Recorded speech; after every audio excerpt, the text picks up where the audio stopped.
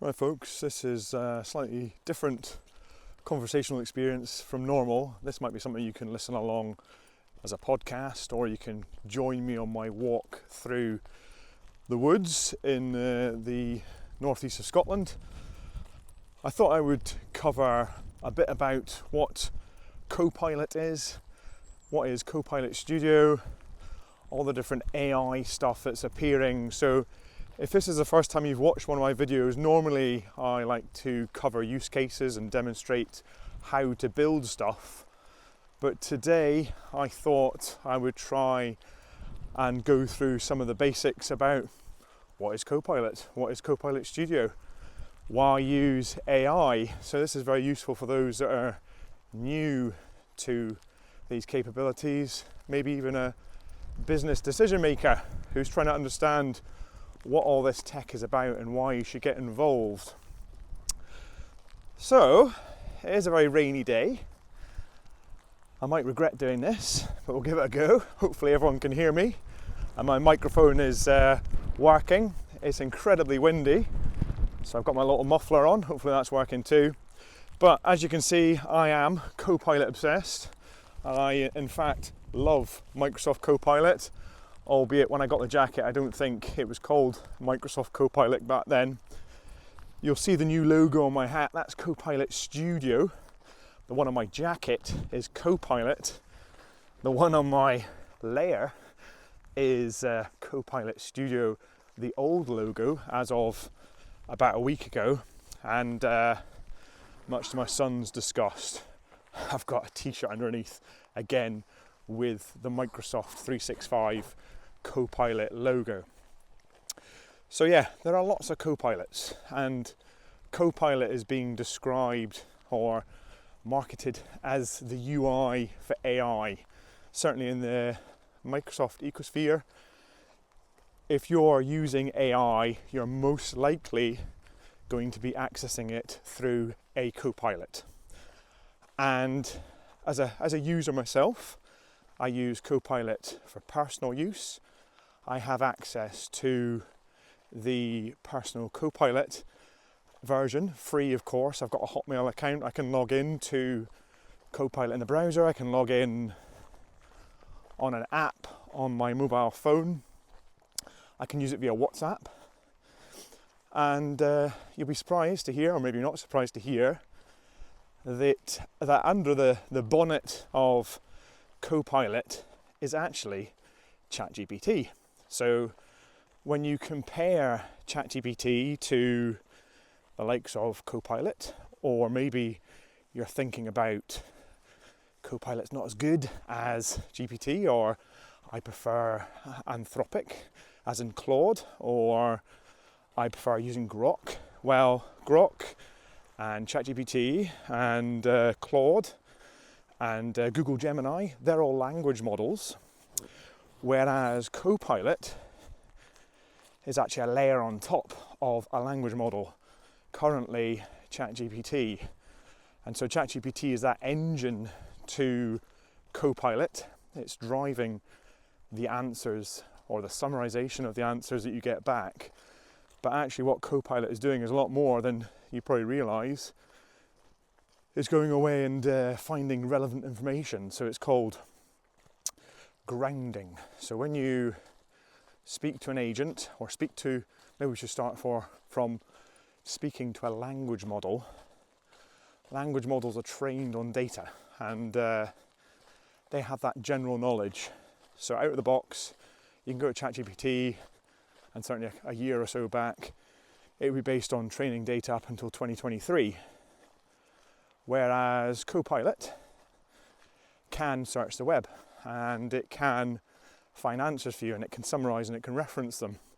And that's because it's grounded on the web. It searches when you ask a question, it goes away, it looks for a relevant data source. It then tries to answer your question, summarize it, and reference that material. So certainly for personal use, I use it to talk about various concepts that I'm learning, or I like to research new ideas. And it's knowing that you are using ChatGPT under the bonnet, but Copilot is going away, finding the relevant information, and then using GPT to summarize. But one of the sort of unusual ways that I like to use it is actually via WhatsApp. There is a mobile app you can download for personal use for Copilot, but by adding the number for Copilot to your contacts, you can fire up WhatsApp. It's actually in the documentation. I'll put it in the description for you to have a look. You can have a chat with Copilot via WhatsApp, and you're thinking, what's the advantage of that? Well, this is sort of my first tip really. When I go abroad, if I go to a conference, I'm just back from Vegas for instance, on the plane you get access to free messaging, but you don't get access to internet. If I use WhatsApp, I can send messages. I can send messages to my family. But equally, when I'm getting a bit bored, I can fire off messages to WhatsApp and therefore Copilot via WhatsApp, and it can go and do some research for me and give me some answers. And so if I see something interesting happening on the plane, if I see a logo, an acronym or something like that, or maybe I'm just wanting to check the progress of my flight, or to see where the connection might be for my next flight, I can ask Copilot via WhatsApp. And of course it can search the web and it can bring back me the most up-to-date information, which, you know, you've got access to an agent that is able to go away and do stuff for you on your behalf via WhatsApp as part of your free messaging Wi-Fi. So that's probably my favourite hack for personal use.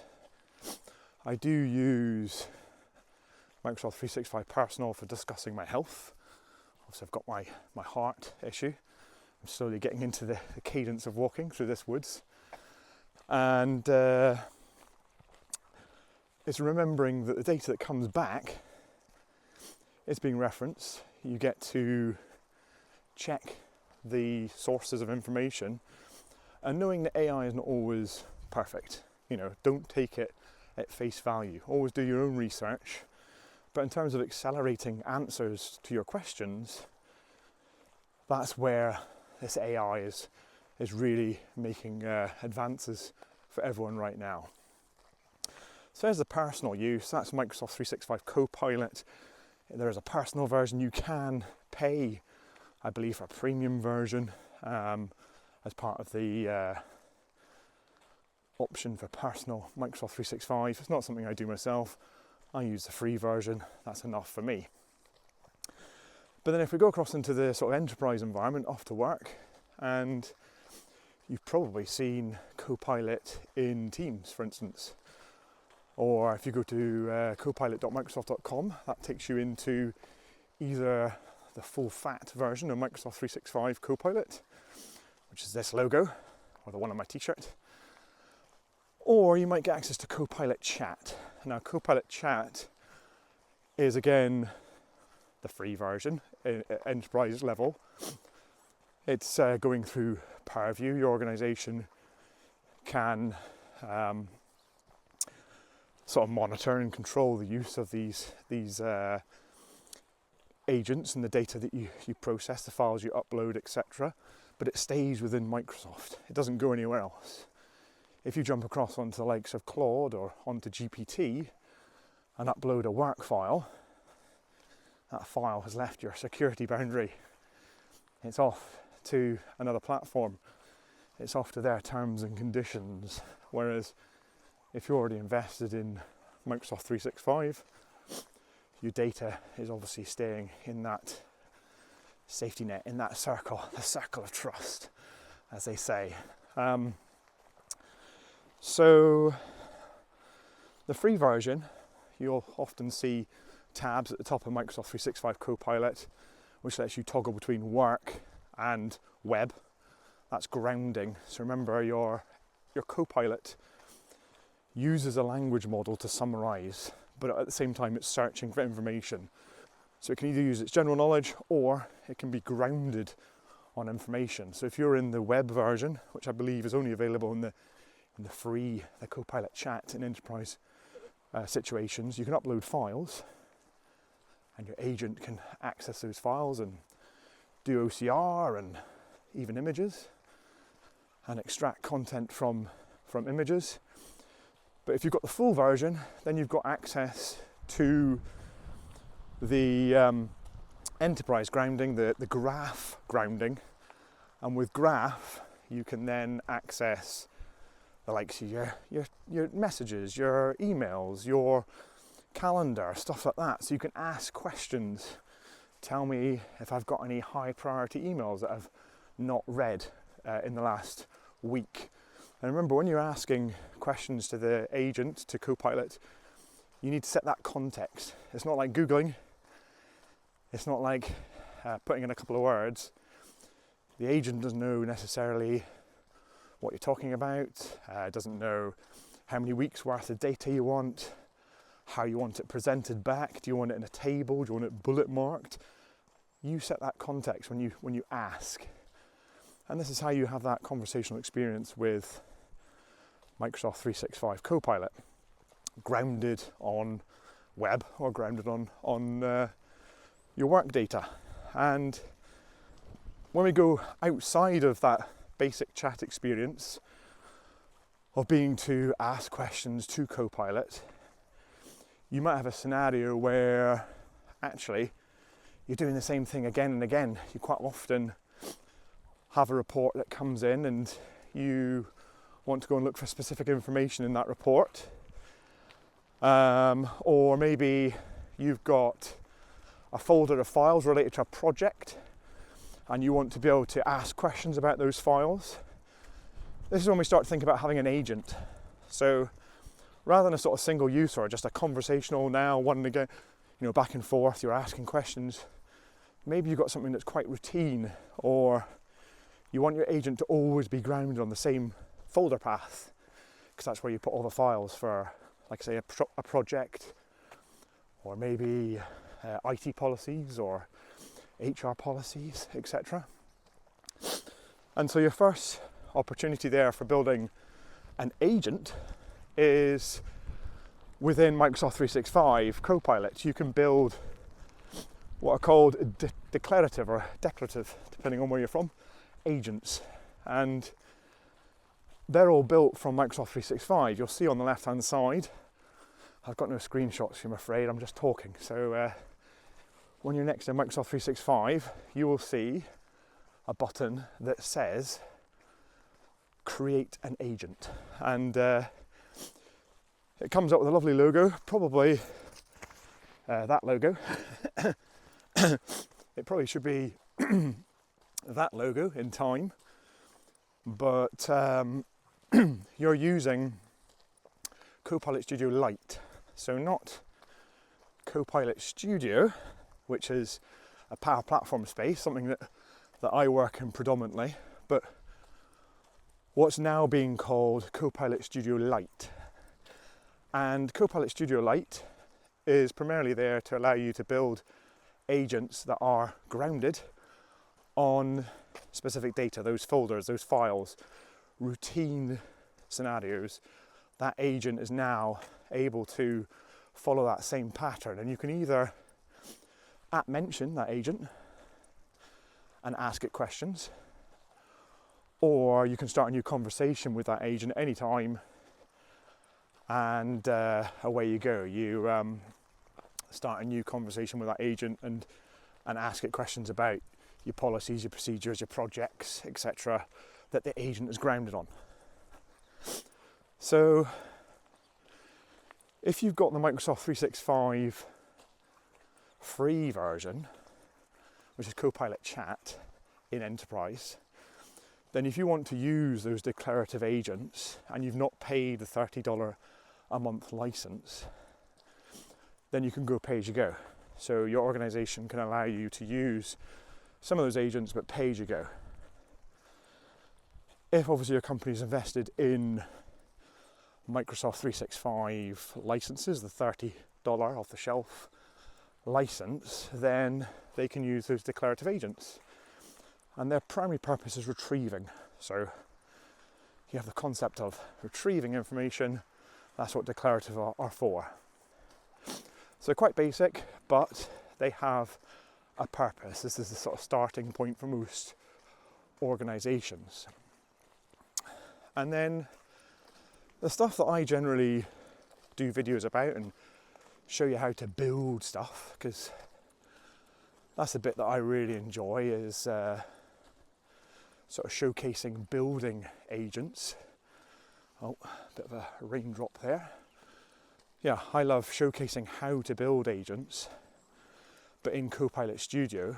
And this is where we jump across from what's traditionally managed by Microsoft 365 administrators across onto the Power Platform space. And that's where we have definitely this logo, but actually probably this logo, because it was announced just a week ago in Vegas. You have full fat Copilot Studio. And up until recently, if you wanted to build an agent in Copilot Studio and then deploy it somewhere, you deploy these agents to a channel, and it just so happens that natively it supports Teams and Microsoft 365. There would still be a pay-as-you-go cost associated.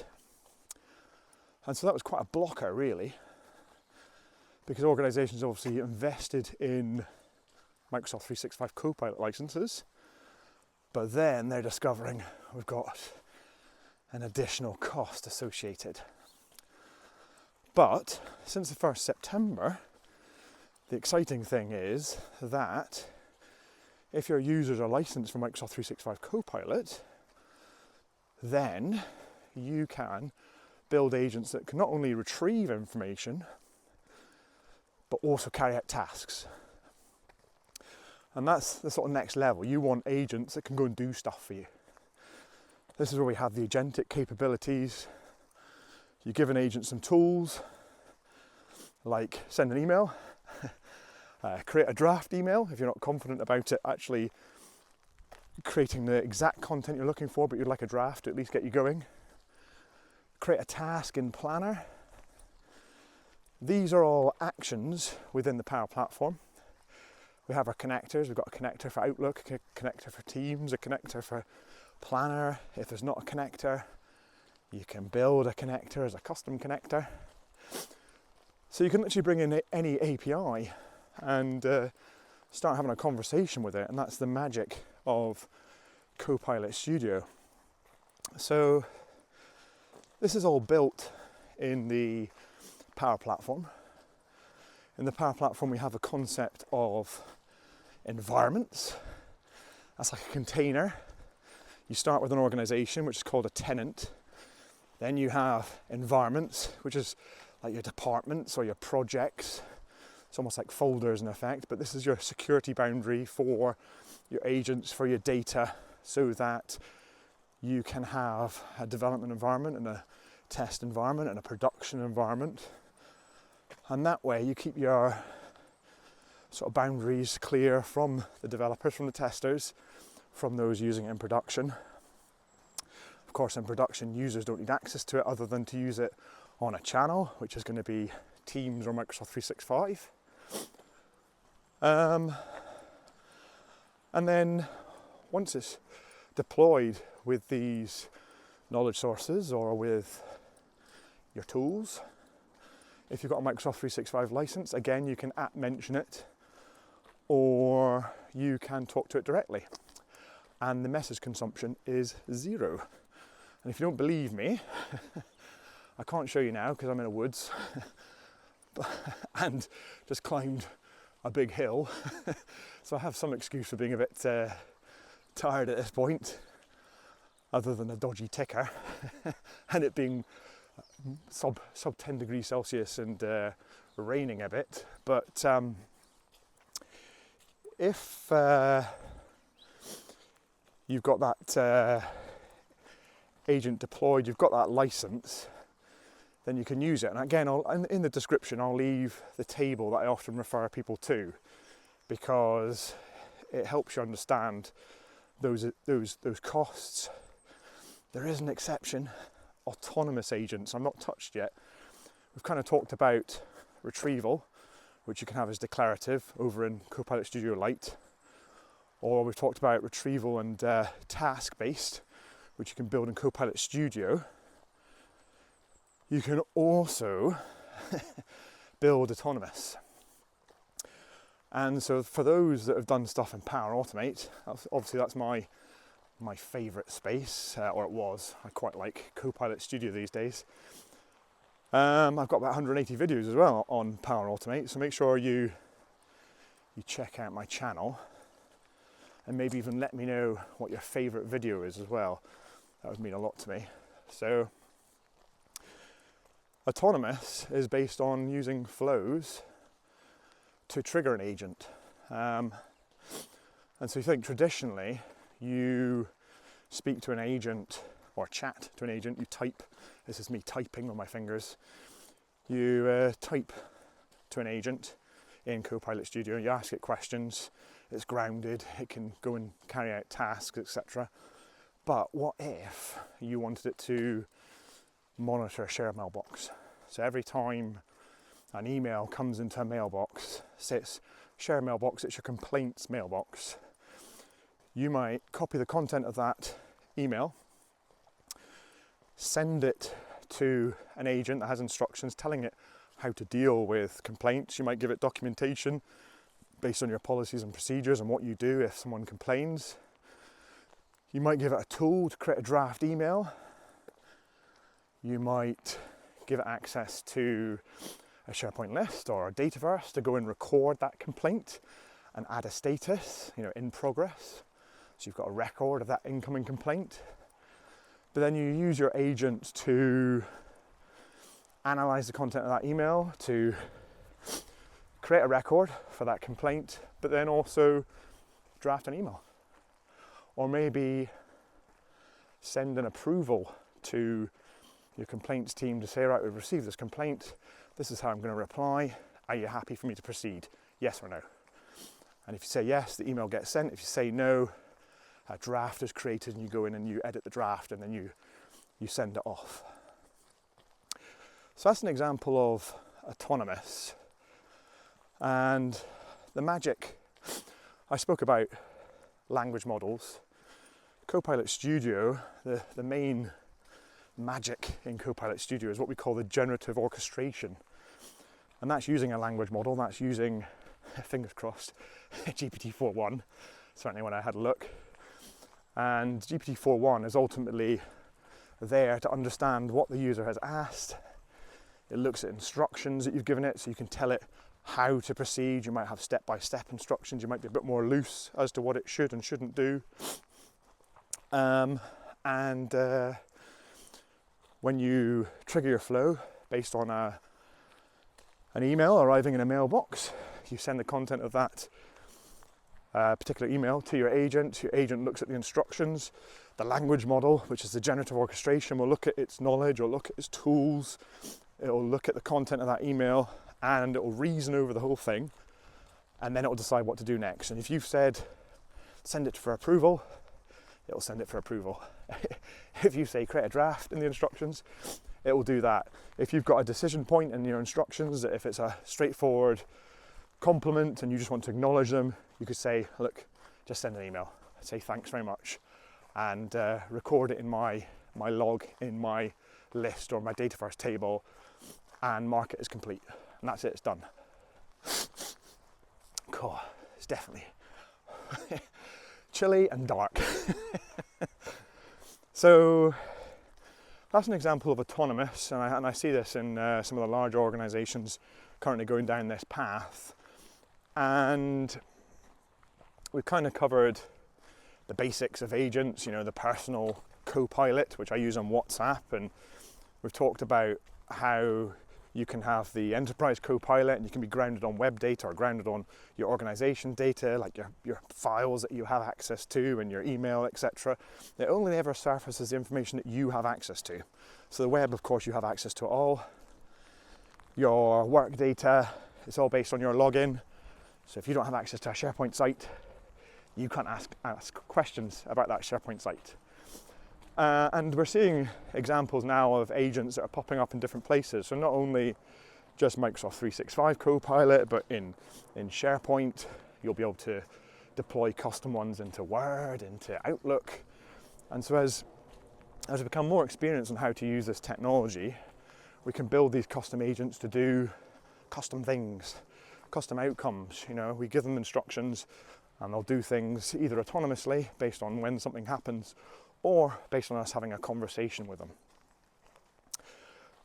But, I say but, it's not a bad but, it's a good but. I think we need to start thinking a bit more out of the box really about how we interact with those agents, because traditionally we think of agents as chatbots.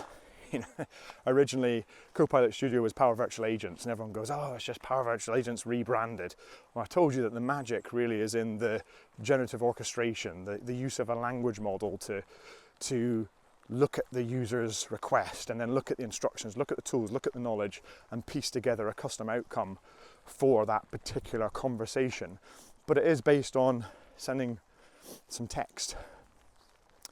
And it was just recently I did a video on a planner agent. So it sounds really simple, and I'm sure eventually we will get a custom Microsoft Planner agent that will be first party and we can use it and it will just magically always talk to Planner. But you'll probably still always want to have a custom version of this. So check out my video. But what I failed to show in the video is the fact that you can now have a conversation with these agents with your phone.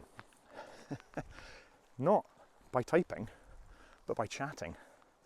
You know, you can go and fire up your microphone in the Microsoft 365 Copilot app and you can ask it a question. You can say, can you create me a task to meet with X, Y, and Z? And I've given it tools to create tasks, I've given it tools to list my tasks, I've given it tools to update my tasks. I've given it, I think, no instructions, but I can guide it, not only through chat, but also using my mobile phone, on the go, you know, so I can be on the go, on a train, and I suddenly think, I forgot to add this into my planner, into my task, or my team needs a task created. Fire up Copilot, can you create me a task based on the following? Bang, in Planner, done.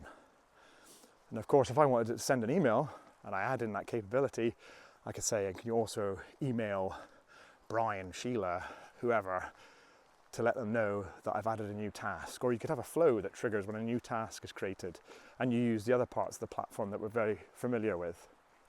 So I think it really changes the way that we interact with agents.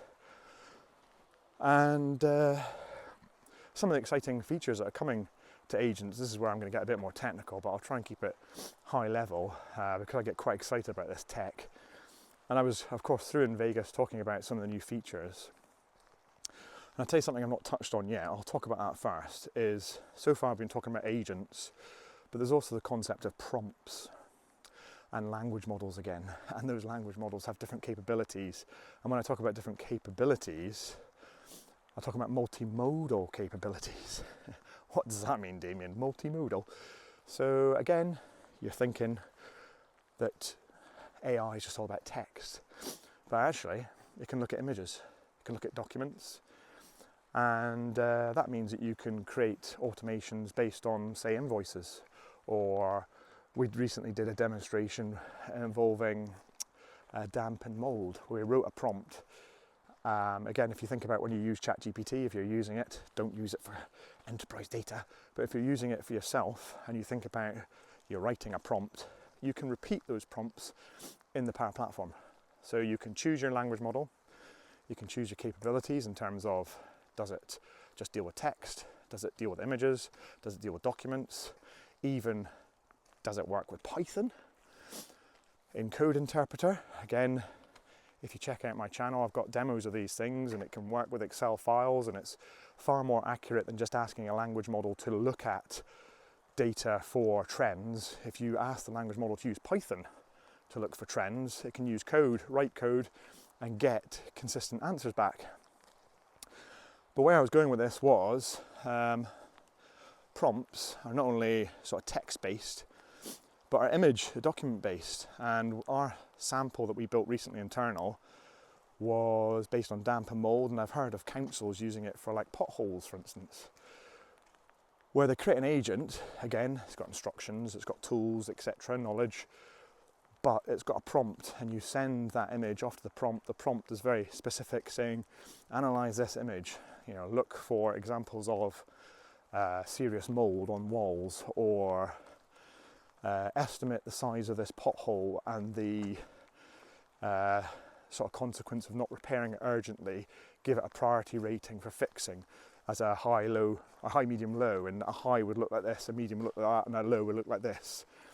And so using the prompt and the multimodal capabilities, you can get text back, you can get JSON back. And again, if you're thinking, who's JSON? Well, look at some of my videos. I talk about JSON, but it's a structured language for systems, for whatever better description. Lots of squiggly brackets and square brackets and keys and values, but it's how systems communicate with each other. But if you get back consistent JSON, you can then use that consistent JSON in your third-party systems. Remember, the Power Platform can connect to anything you can possibly imagine. I've got an example building an agent that talks to Ticketmaster via their API and lets me search for current events. You can create custom connectors, and those custom connectors are included as part of the licensing of Copilot Studio, if being used on Microsoft 365 or Teams. Prompts, go and have a look, is what I'll say. I love prompts. I love the fact that you have Python. I love the fact that you can now also generate documents. You can use document templates. Some of these things are in preview as I speak right now, but inevitably they'll go into GA, globally available. But you can combine all these tools. You can use flows, albeit they're called agent flows. Why they're called agent flows? Well, they're flows and their licensing model is different. It's not based on user licensing, it's based on messages. But of course, again, if you're building this in the Microsoft 365 Copilot space, it's licensed if the users using that agent are licensed. So you don't need to worry about the pay as you go. So, God, I can't believe how wet it is. So that gives you an option for bringing in images and creating consistent output, which is pretty powerful. But then the other sort of capabilities that are coming and stuff that I talked about in Vegas, and again, it's through or due to these multimodal capabilities, which is why I wanted to talk about prompts. You have something called CUA, and that's called computer use agents. And it's something coming out in the US right now. So we've got sort of two flavors of it, really. If I stay in the Copilot Studio world, that one, i.e. that one, then you can use something called a computer use agent, and that is ultimately a prompt that operates a machine. If you think about legacy systems, you've got data to type in, maybe you need to look up and track parcels, and you get an Excel sheet from someone, and you go to the website and you go and plug in all those various tracking codes, and then you update the spreadsheet, and then you email it back and say, look, this is the status. And that's a very manual task, very repetitive. And computer use, you can give it a prompt, a description, or not a description, an instruction, to consistently go to our website, take the following value, put it into the website, check for the current status on the parcel, and store it in Excel.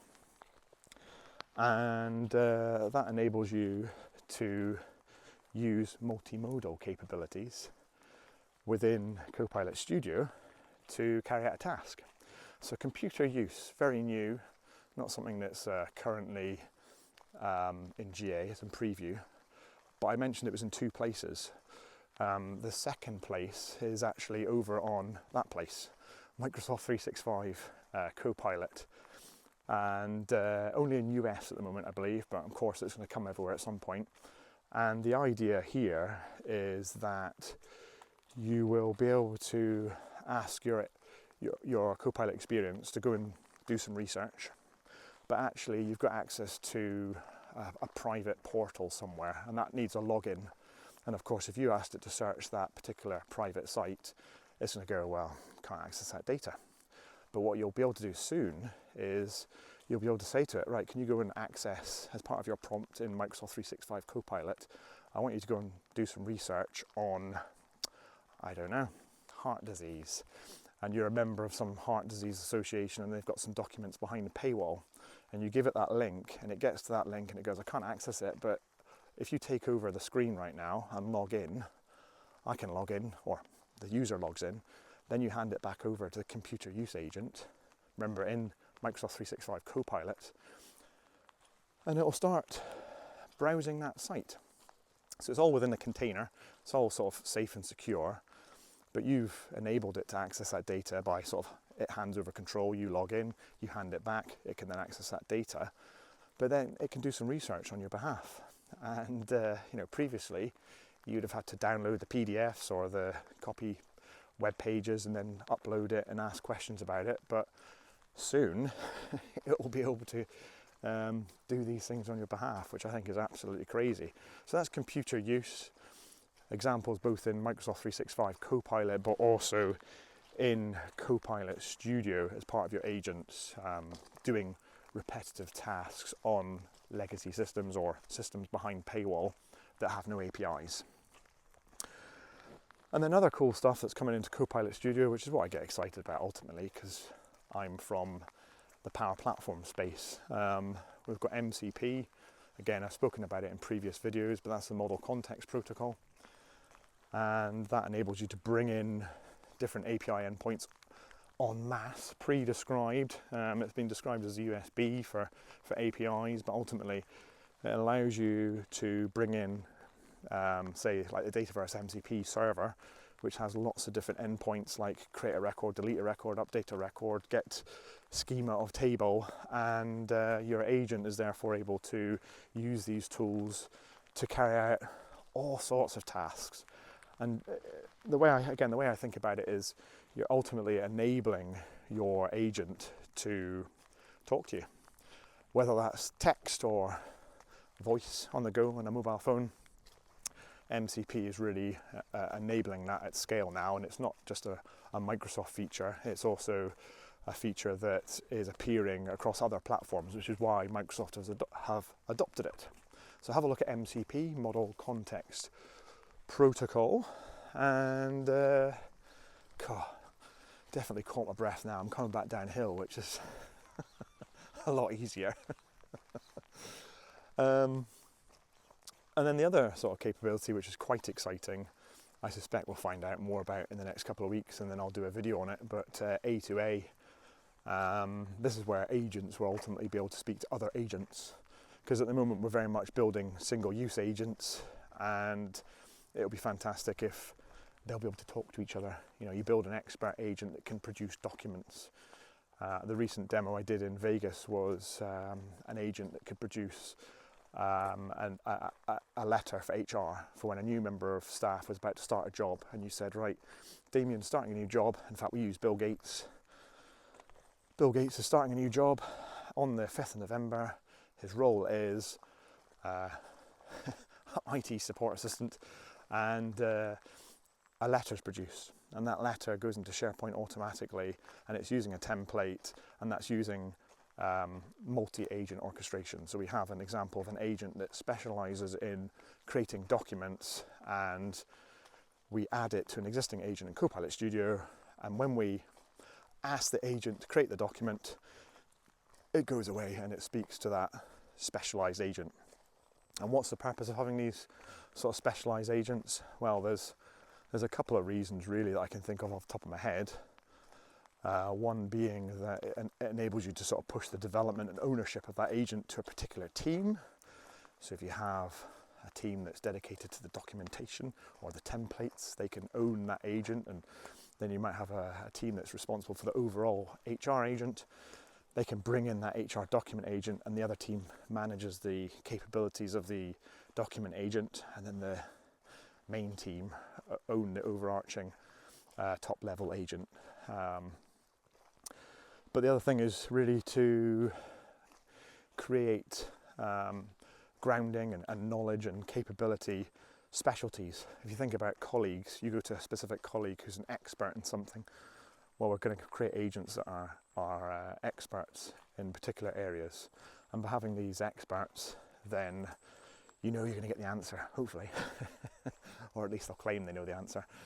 But rather than giving an agent access to everything, all the tools, all the knowledge, there's more likely a chance that it's going to retrieve something that's not relevant and then give you an answer, or have access to a tool that it thinks is the right tool, but there's too many tools that do the same thing.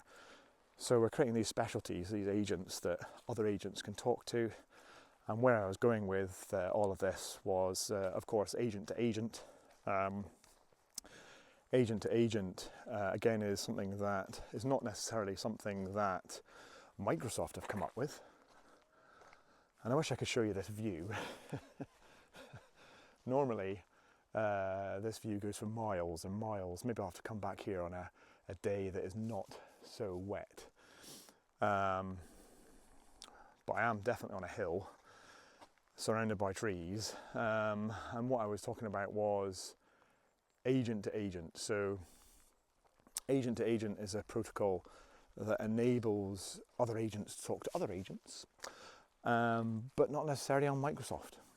And again, I'm working with companies that say have gone and built an agent on Google platform, GCP, or on Amazon. And the idea here is that we will enable you to bring agents in from other platforms and create this multi-agent orchestration so they can talk to each other.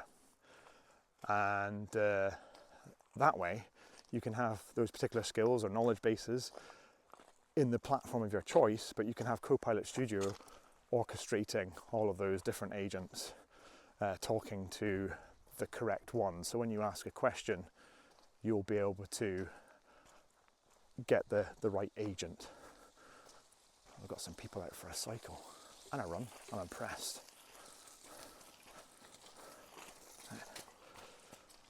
So that's agent to agent. That's going to be part of not Microsoft 365, albeit you'll be able to deploy them to Microsoft 365 Copilot. It's going to be part of Copilot Studio, which is that logo, if you're with the program now. And for me, a very exciting development because I totally recognise that we work better together as individuals. Therefore, why won't agents work better together? Being able to call upon their select skill sets. Different platforms are going to have different capabilities, different language models, different tools, different APIs. So companies might have already driven ahead and used one platform and said, oh, actually, we built this agent here. We're not going to rebuild it, but we'd like to go and invest over here and use Copilot Studio. Can we call that agent over there? Yeah, hopefully. A to A. That's the vision, I reckon. Could be wrong. But that kind of concludes my thought process, really. I'll stop again, let you see the view, which does go for quite some distance. Remember, my name's Damien Baird. I do love Microsoft Copilot. This has been a different video style for me today. Please let me know in the comments if you've learned anything, if you've enjoyed this experience, and let me know what you'd like to hear about next. If you're using any of these capabilities, if you're a fan of any of the new agents that are in Microsoft 365, which I haven't really touched on, the frontier agents, maybe that's the next conversation, hopefully on a sunnier day, let me know again in the comments below. Otherwise, thanks very much for watching, and I'll see you again sometime soon. Cheers.